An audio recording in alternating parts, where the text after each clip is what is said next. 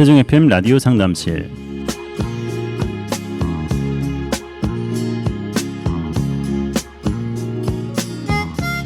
안녕하세요. 세종 FM 라디오 상담실 김보성 인사드립니다. 허위 광고나 과장된 내용으로 광고를 해서 사람들을 현혹시키는 일이 많이 일어나고 있죠. 특히 유명 연예인을 마치 그 제품이나 서비스의 광고 모델인 것처럼 내세우는 경우도 많은데요. 범죄라고 해도 무방할 정도의 심각한 허위 광고로 피해자들이 요즘 속출하고 있습니다. 이런 피해를 예방하기 위해서는 무엇보다 적극적인 신고 의식이 필요하겠죠. 적극적인 신고 정신으로 우리가 함께 허위 광고를 뿌리 뽑았으면 좋겠습니다. 네, 매주 이 시간 청취자 여러분의 생활 속 법률 문제에 대한 명쾌한 해답을 주시는 법률사무소 약속 조신영 변호사님 함께합니다. 안녕하십니까? 네, 안녕하세요. 조신영 변호사입니다. 네, 반갑습니다. 네, 반갑습니다. 네. 허위 광고도 찾아보면 많겠지만요. 우리 주변의 과대 광고는 정말 많은 것 같다는 생각이 들어요. 네네, 그런 것 같습니다. 네, 네. 뭐 건강식품도 그렇고 네네. 금융상품이라든지 교육 분야 뭐 이런 부분에 있어서 네네. 지나친 광고들 어쨌든 좀 광고를 해서 손님을 끌어 모아야 되기 때문에 네. 그런 광고들이 있는 건 어쩔 수 없는 것 같긴 하지만 네. 잘 가려내는 것도 네네. 지혜라는 생각이 들어요. 네, 맞습니다. 뭐 이제 흔히들 이제 음식점 생각을 좀 해볼 것 같은데요. 네, 뭐라고 해야 될까요? 거기 음식점에 나와 있는 그 메뉴판 사진 같은 거 보고서 가셨다가 그렇죠. 실물과 너무 달라서 네. 실망하시는 그런 경우도 있을 것 같기도 하고요. 그럼요. 뭐 프랜차이즈 같은 엄청 세계적인 기업 이런데도 사진 찍어놓은 거랑은 딴판이잖아요. 비교 사진들이 많이 올라옵니다. 그래서 맞습니다. 네. 허위 과장 광고, 뭐 과대 광고 말씀하셨는데, 네, 그냥 상식적인 선에서 좀 생각을 해보게 되는 것 같아요. 네, 예, 좀 상식보다 너무 좀 과하게 싸다거나 아니면 과하게 뭐 어떤 좋은 조건이라거나, 예, 좀 한 번쯤은 고개를 좀 갸우뚱하면서 뭔가 이상이 있지는 않을까 좀 생각을 해보게 되는 것 같습니다. 네, 그렇습니다. 네. 일단 상식 같은 것들을 기반해 놓고 네. 그렇게 이제 판단을 해야지. 네. 그렇지 않고 너무 혹해버리면은 맞아요. 네, 자기 특별한 기회가 나에게만 특별한 좋은 조건의 기회가 네. 온다. 좀 이상하게 생각해 볼 필요가 있는 거거든요. 그렇죠. 예, 최근에도 한 분 이제 상담 오셨는데 분양사무소, 네, 아파트 분양사무소 가셔가지고 이제 아무래도 각종 이런 좋은 조건들을 얘기를 하셨던 것 같아요. 네, 좀 나이가 있으신 이제 여성분이셨는데 가서 이제 덜컥 계약을 하고 오신 거죠. 네, 예, 그래서 이제 그 계약을 이제 무효화시키려면 어떻게 해야 되는지 좀 상담 오셨던 사례가 좀 기억나기도 합니다. 네, 네. 그렇군요. 아파트는 또 큰 돈이니까 맞습니다. 네. 가끔가다 전화 와서 고객님이 뭐 당첨되셨어요 하면서 이거 뭐 무료니까 해보라고 이렇게 네네. 하면은 했다가 이제 보면은 가족 사진 이런 것들도 있어요. 네네. 그래서 현장에 가면은 진짜 가족들 다 모아서 갔는데 변변치 않는 그런 사진을 보여주면서 이게 지금 당첨되신 거고 네네. 이렇게 크고 예쁜 거는 이제 돈을 내셔야 된다고 이렇게 하면은 어쩔 수 없이 이제 또 크고 좋은 걸로 네네. 가게 되는 경우가 있거든요. 그렇죠. 네. 그래서 당첨되는 것도 다 좋은 건 아니다라는 생각이 들고요. 왜 네. 나한테만 이렇게 좋은 행운이었을까? 다시 한번 생각을 해보셔야 될 것 같다는 생각이 예, 드네요. 뭐 진짜 정말 세상에 공짜는 있는 경우가 흔치 않다. 네. 공짜는 없다 이렇게 생각하시면 좋을 것 같습니다. 그렇습니다. 네. 네. 제가 오늘 첫 번째 법률 상담 질문 그러면 읽어드리도록 하겠습니다. 네네. 안녕하세요. 저는 현재 주택조합 조합원입니다. 현재 주택조합의 비상대책위원회가 총회를 통해서 원래 조합 집행부를 모두 바꿨다고 주장하는 가운데 제가 시청에 확인한 바에 따르면 아직 결정이 되지 않았다고 합니다. 원래 조합원들 중 일부가 신속하게 사업을 진행하기 위한 모임을 만들었는데 이 모임 측에 동의하는 조합원들이 저에게 같이 기존 조합을 탈퇴하고 따로 사업을 진행하자고 설득하고 있습니다. 저는 이런 상황 속에서 조합을 탈퇴해 환불받고 조합과 관련된 모든 일들을 정리하고자 합니다. 그렇게 탈퇴해도 되는 건지 법적 문제는 없는 것인지 궁금합니다 하시면서 조합 탈퇴에 대한 얘기를 하셨는데요. 네네. 여러 가지 많이 복잡해서 그런지 아니면 본인에게 불리해서 그런지 어쨌든 조합을 탈퇴하고 싶어 하시네요. 네네. 일단 주택조합은 아마 구성이 된 것 같다는 생각이 좀 드네요. 네. 여기서 이제 그 주택조합 집행부에 대해서 바뀌었는지 여부가 좀 쟁점이 된 것도 같아요. 네. 그럼 현재 주택조합은 아마 설립이 된 것 같다는 좀 생각이 들고요. 네. 주택조합이라는 거는 이제 주택법에 따라서 이제 지역주택조합 뭐 흔히들 이제 재건축을 한다는 그런 개념으로 해서 주택조합 설립 인가를 받아서 그 주택법상 절차에 따라서 이제 재건축 절차를 진행하는 그런 경우를 말하거든요. 그래서 네. 먼저 그러면 주택조합부터 설립을 하고 그 과정에서 이제 조합원도 모집하고 각자 이제 분담금을 받아가지고 그걸로 공사를 하고 네네. 또 경우에 따라서는 일반 분양도 하기도 하고 조합원들한테 분양하는 건 뭐 당연하겠지만요. 그렇게 해서 이제 절차가 진행이 되는 거잖아요. 네네. 세종시에서는 아마 이런 경우가 뭐 별로 없을 것 같고요. 신축이다 보니까 네네.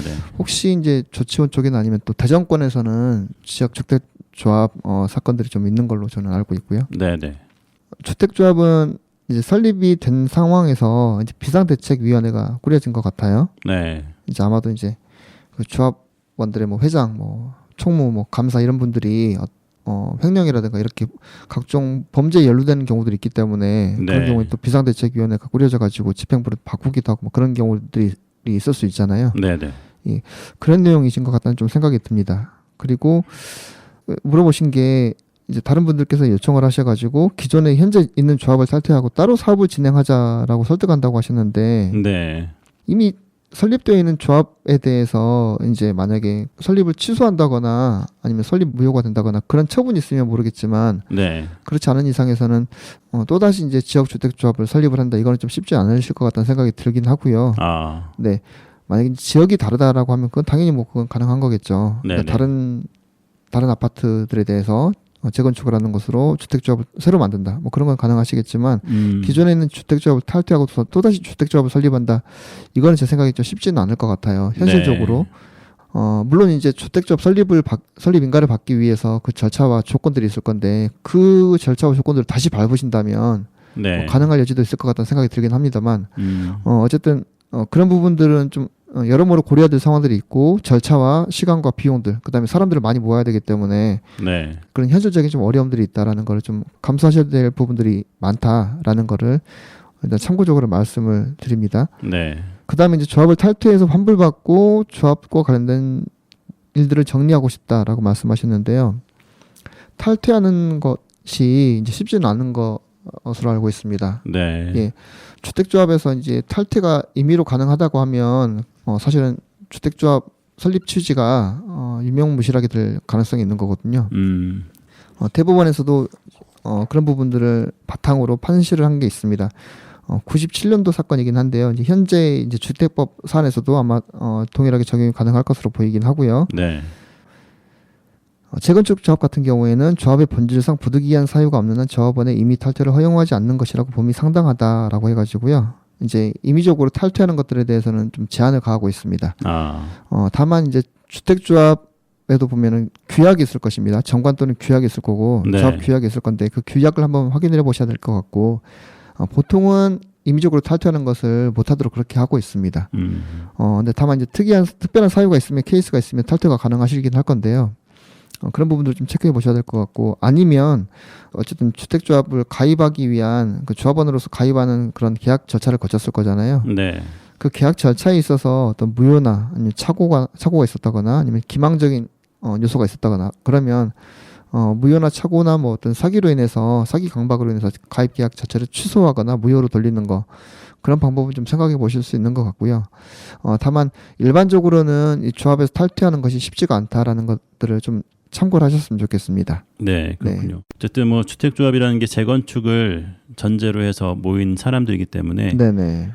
어떻게 보면 좀 잘 이야기가 돼서 하면 재건축이 잘 되지만 또 네네.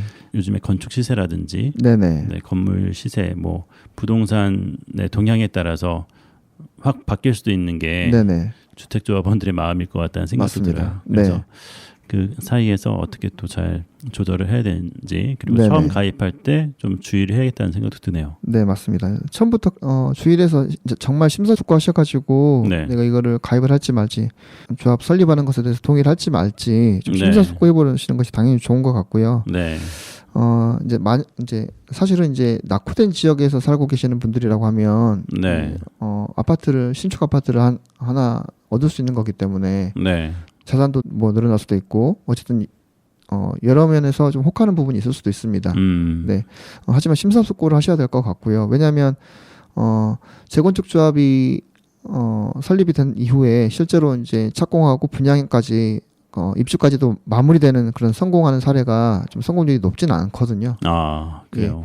예, 100건이 진행된다고 하면 100건 다 성공하느냐 그게 아닙니다. 중간에 네. 중단되고 이제 뭐 와야 되는 경우들도 많이 있기 때문에 최근에 제가 뉴스에서 봤을 때는 서울 같은 경우에도 성공률이 뭐 40%가 안 됐던 것 같아요. 아, 그래요. 네네.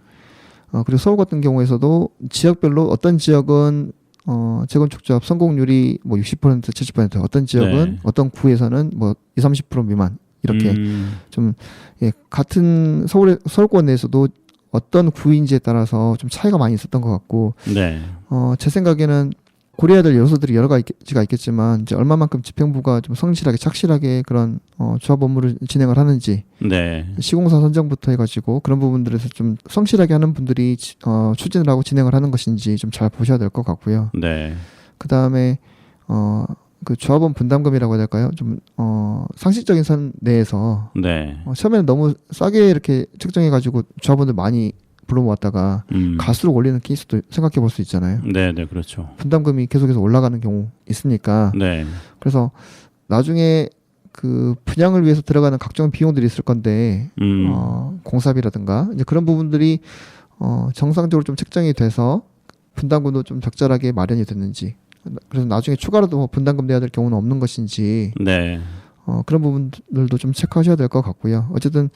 가입 초기 단계에서부터 이제 심사숙고하셔가지고 내가 이것을 가입을 할지 말지 잘 체크하신 다음에 나중에 예상되는 부분까지도 좀 전문가의 도움을 받으셔서 미리미리 좀 준비하시면 좋을 것 같습니다. 네, 그렇군요. 네, 좋은 말씀 감사합니다. 잠깐 전하는 말씀 듣고 나서요. 계속해서 두 번째 질문으로 넘어가겠습니다.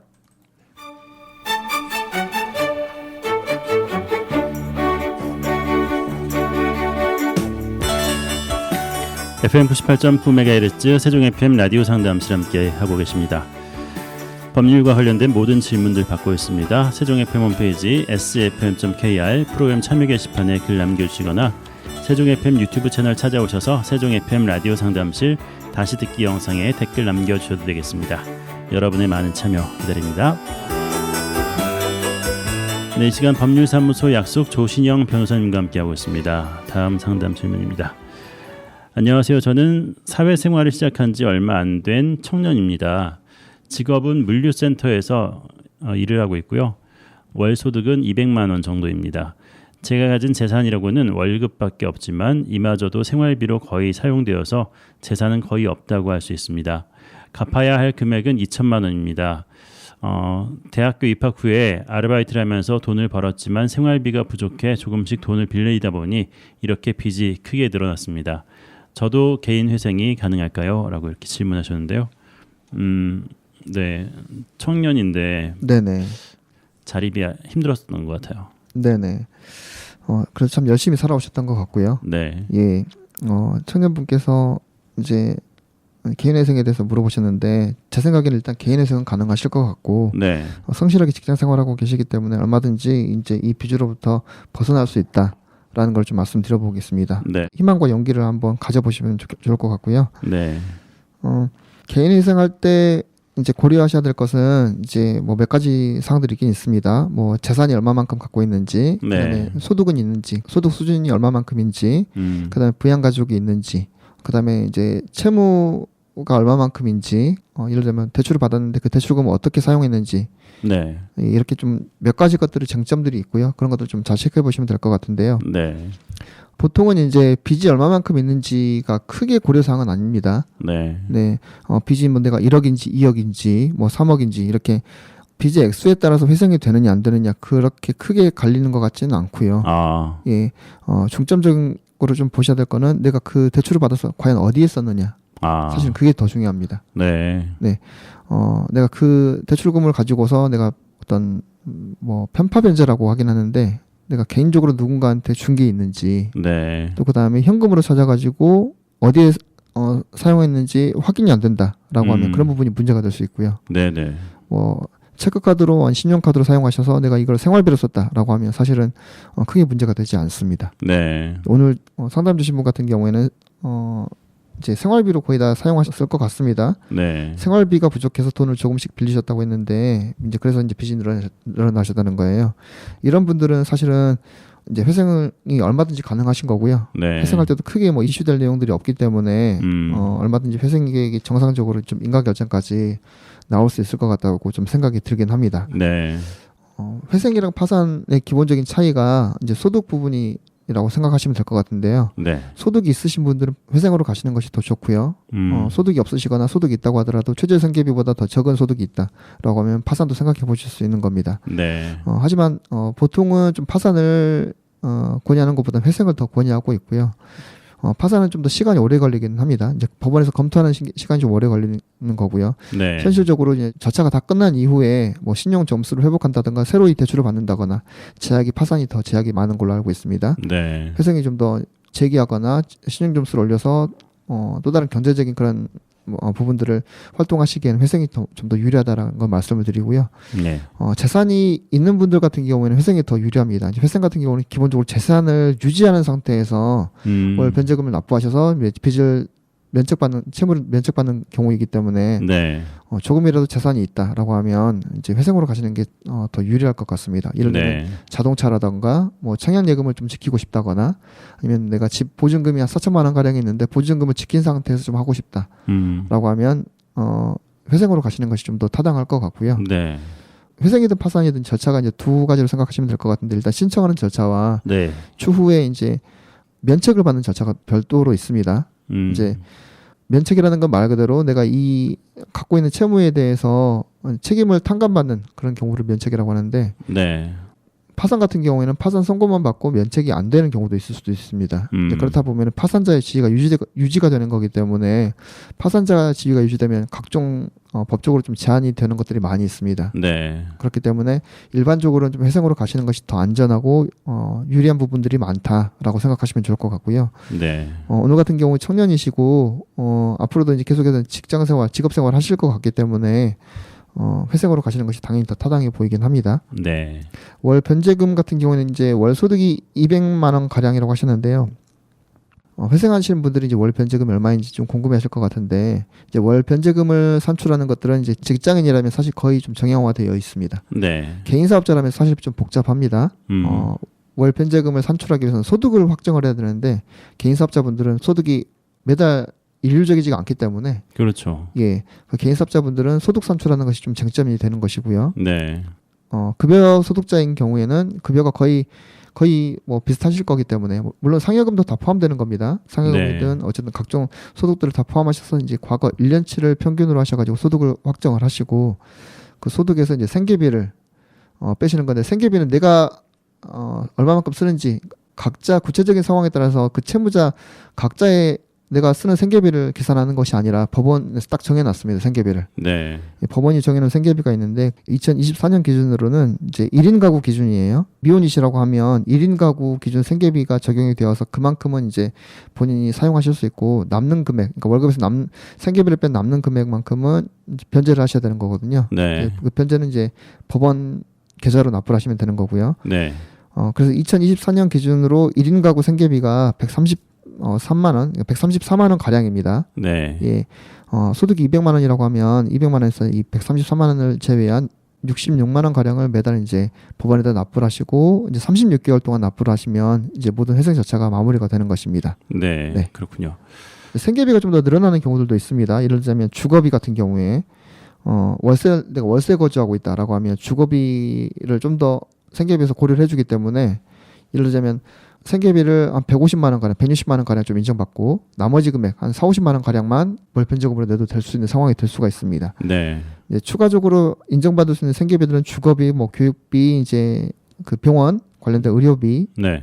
또 그다음에 이제 부양가족이 있다면 부양가족, 뭐 미성년자가 되겠죠. 미성년자 자녀, 이제 그런 추가 생계비들이 있는지를 한번 좀 고려를 해보셔야 될 것 같고요. 그런 것들이 없다고 하면 이제 기본적인 생계비를 공제하고 나머지 부분을 변제금으로 변제를 하시면 제 생각에는 오늘 상담 주신 부분 같은 케이스에서는 얼마든지 개인회생이 가능하시다라고 좀 생각이 됩니다. 그렇게 좀 진행을 하시면 그 이후에 좀 빚으로부터 좀 자유로워질 수 있는 그런 생활이 가능하실 것 같습니다. 네, 그렇군요.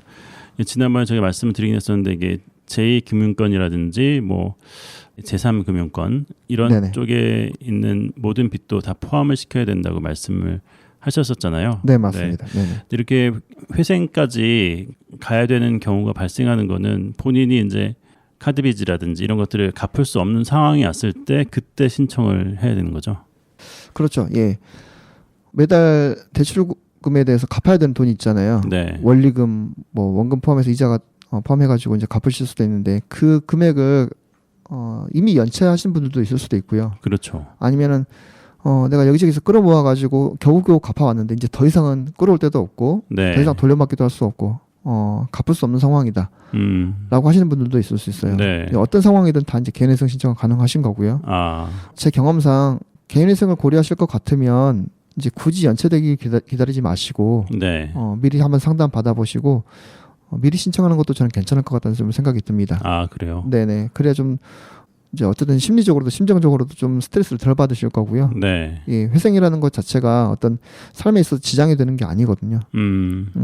이제 그렇기 때문에 이제 직장 생활도 충분히 가능하신 거고 어떤 외부에 알려지는 경우도 아니기 때문에 이제 회생 절차 진행하시는 것에 대해서 거부감을 가지실 필요는 없는 것 같습니다. 네. 다만 말씀드렸던 것처럼 주식으로 투자해서 손실을 봤다, 코인으로 투자해서 손실을 봤다, 아니면 도박을 했다, 아니면 내가 어떤 사행성 행위들을 했다라고 하면 이런 부분들은 이제 변제금이 올라가게 됩니다. 예, 예를 들자면 7천만 원을 빚을 내서 고스란히 다 7천만 원을 다 주식 투자해가지고 손실을 봤다라고 하면 법원에서는 요즘에는 7천만 원 다 갚으라고 합니다. 다만 이제 그거를 일시금으로 갚는 개념이 아니라 이제 기간을 늘려서. 예, 그렇죠. 네. 36개월에서부터 아니면 60개월까지 이렇게 나눠서 가는 경우이기 때문에 그런 부분도 사실은 가능할 수 있고요. 네. 이제 회생 신청하면 그런 경우에도 그러면은 과연 어떤 이득이 될 것이냐, 뭐 이득 결국 원금 다 갚는 거면 뭐 회생을 하든 내가 그냥 돈 벌어서 갚든 무슨 차이냐라고 생각할 수도 있는데, 네. 최소한 독촉을 안 받게 되는 그런 이점이 있는 거고요. 그렇죠. 강제 집행은 안 들어오게 됩니다. 회생 신청하면. 그리고 이제 신청일 기준으로 이제 더 이상 연체 이자가 붙지 않기 때문에 네. 이제 이자가 그동안에 이제 신청일 기준으로 있었던 그동안에 납부하지 못했던 이자와 원금만 가지고서 변제를 하시면 되는 거기, 분할로 변제하시면 되는 거기 때문에 네네. 훨씬 더 이점이 있습니다. 그렇겠네요. 네네. 그런 부분도 좀 참고하셔가지고 미리미리 개인회생 한번 상담 받아보시는 것도 좋을 것 같습니다. 네. 가족이라든지 아니면 누가 도와줄 사람이 전혀 없다. 네네.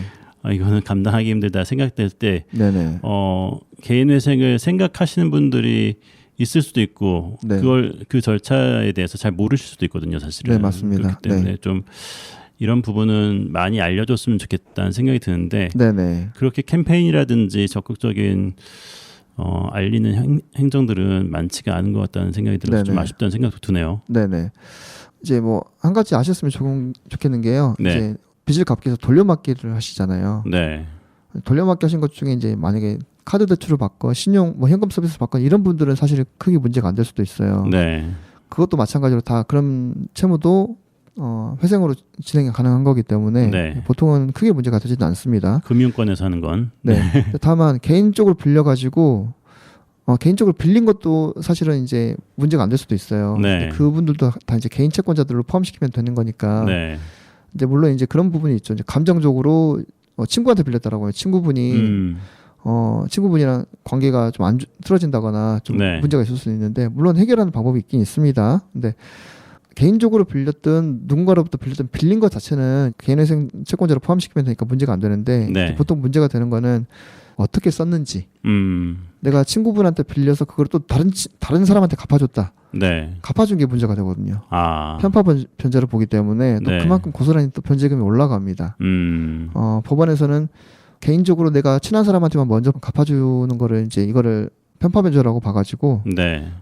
A라는 사람한테 빌려서 B라는 친구한테 2천만 원을 갚아줬다라고 하면 네. 2천만 원만큼은 고스란히 갚으라고 합니다. 아, 그렇군요. 예, 그걸 편파 변제로 보기 때문에 사실은 비율대로 나눠서 적절하게 갚아주면 모르겠지만 네. 그렇지 않잖아요, 보통은. 그렇죠. 예, 그렇다 보니까 내가 빌려서 이 돈을 어디다 썼는지 편파 변제라든지 사행성으로 썼는지 투자 손실이라든지 이런 것들은 사실 거의 고스란히 갚으라고 하기 때문에 네네. 이런 부분을 참고하셨으면 좋겠고 설령 내가 도박으로 탕진했다, 코인으로 탕진했다고 하더라도 실망하거나 낙담하지 마시고 네. 어떤 극단적인 선택 같은 거 전혀 고려하지 마시고 법률적인 전문가들 상담 받아보시면 분명히 길이 있습니다. 그렇죠. 헤쳐나갈 수 있는 길이 있고 방법이 생길 수 있기 때문에 너무 걱정하지 마시고 한번 상담부터 받아보시기를 권유를 해드리겠습니다. 네, 그렇습니다. 네. 저희 그 방송을 통해서 열심히 많이 알리고 있으니까요. 네. 네.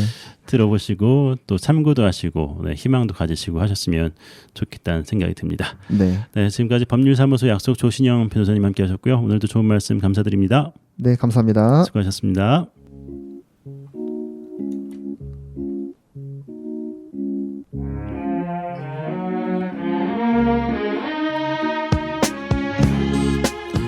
FM 98.9MHz 세종 FM 라디오 상담실 함께 하셨습니다.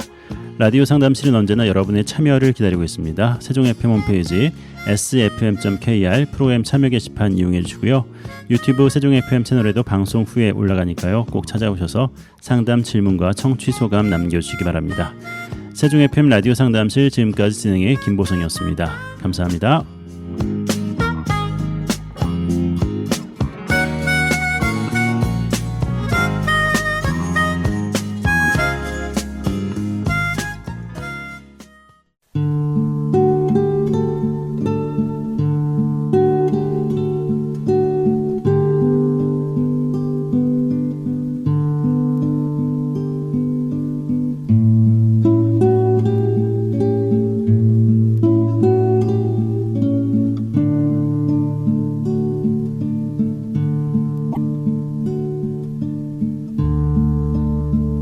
could build a mansion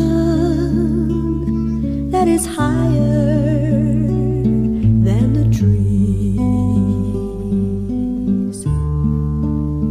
I could have all the gifts I want and never ask please. I could fly to Paris. It's at my beck and call. Why do I live my life alone with nothing at all? But when I dream,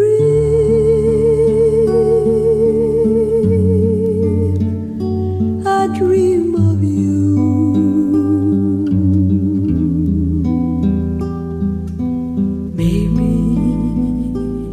Someday you will come true.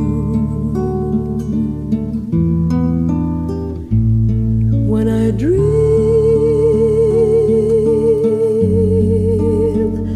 I dream of you.